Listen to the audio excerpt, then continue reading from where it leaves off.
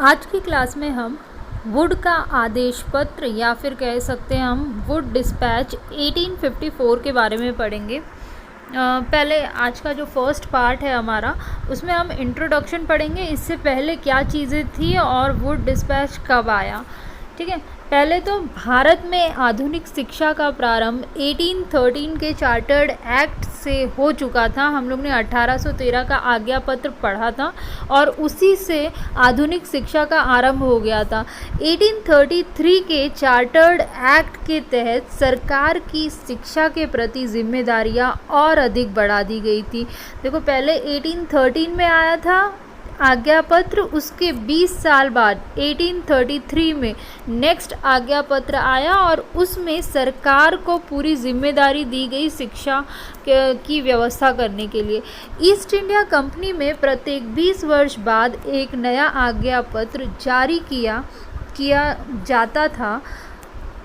British सरकार को यह अनुभव हो गया था कि भारतीयों की शिक्षा की उपेक्षा करना ठीक नहीं है, इसीलिए आज्ञा पत्र हर 20 वर्ष बाद आता था। 1813 को पहला था, फिर 1833 को हुआ, फिर 20 वर्ष बाद आज्ञा पत्र निकालने की बारी आ गई और उसमें भी उन्होंने ध्यान दिया कि भारतीयों की शिक्षा की उपेक्षा नहीं होनी चाहिए और कुछ अच्छे पॉलिसीज़ या नीति बनानी है हमें भारतीयों के लिए, नहीं तो उनके लिए दिक्कत हो जाएगी। तो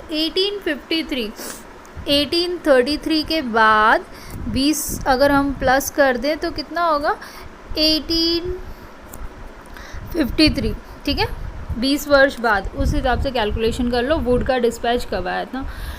1853 में आज्ञा पत्र के नवीनीकरण के अवसर के समय कंपनी भारतीय शिक्षा नीति में परिवर्तन लाना चाहती थी, जिसके लिए उसने एक नीति का गठन किया जिसके अध्यक्ष तत्कालीन कंपनी के संचालक मंडल से सर चार्ल्स वुड थे।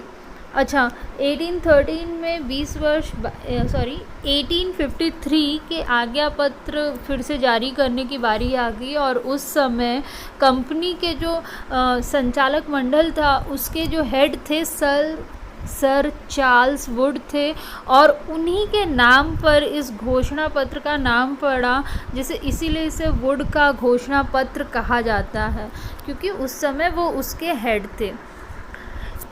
इस घोषणा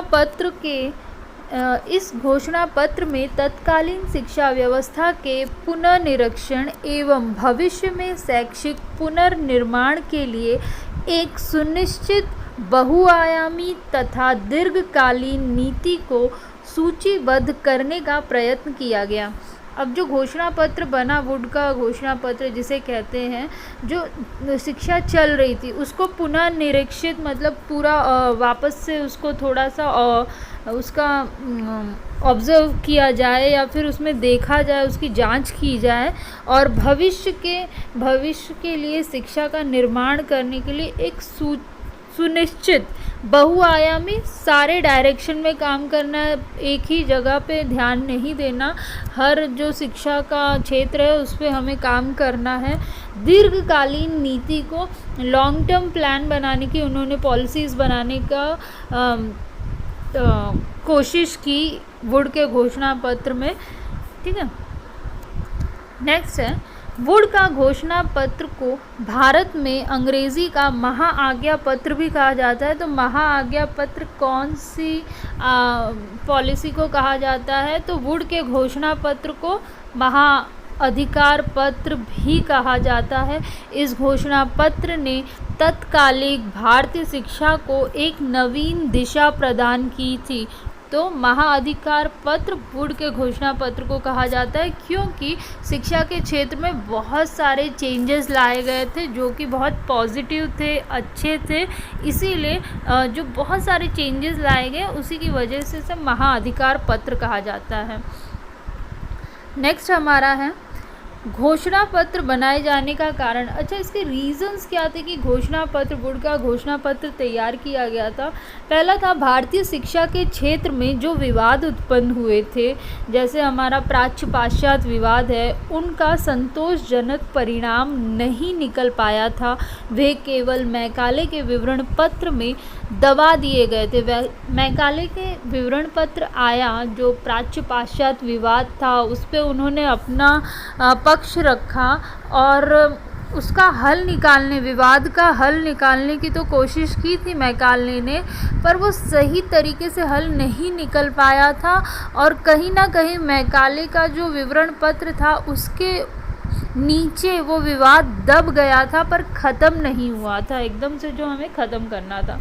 सेकंड था, कुछ प्राच्यवादी कंपनी की शिक्षा नीति के विरोध में थे। मतलब प्राच्यवादियों की कंपनी की जो शिक्षा नीति थी, या प्राच्यवादियों में ज़्यादातर भारतीय थे, वो कंपनी की शिक्षा नीति से संतुष्ट नहीं थे, उनके विरोध में थे। इसलिए भी वुड का घोषणा पत्र आने की बहुत ज़रूरत थी। शिक्षा के क्षेत्र में काफ़ी कुछ कार्य किया जाना था, अतः यह आवश्यक हो गया था कि उनका मूल्यांकन करके नई योजना की शुरुआत की जाए। जो अभी तक पॉलिसीज़ आई थी, शिक्षा के क्षेत्र में नीतियाँ आई थी, वो इतनी संतोषजनक नहीं थी और भारतीय बहुत ही परेशानी में थे या फिर हर चीज़ का विरोध कर रहे थे, क्योंकि वो उनके पक्ष में नहीं थी जो अभी तक पॉलिसीज़ आई थी। तो ये सब चीज़ों को देखते हुए बहुत ज़रूरत थी एक अच्छी शिक्षा नीति की, और जो अभी चल रहा था, अभी जो शिक्षा नीतियाँ चल रही थी उनके मूल्यांकन की और नई योजनाओं की। इसीलिए वुड का घोषणा पत्र आया। इन्हीं कारणों की वजह से वुड का घोषणा पत्र का निर्माण हुआ। आज के लिए इतना ही।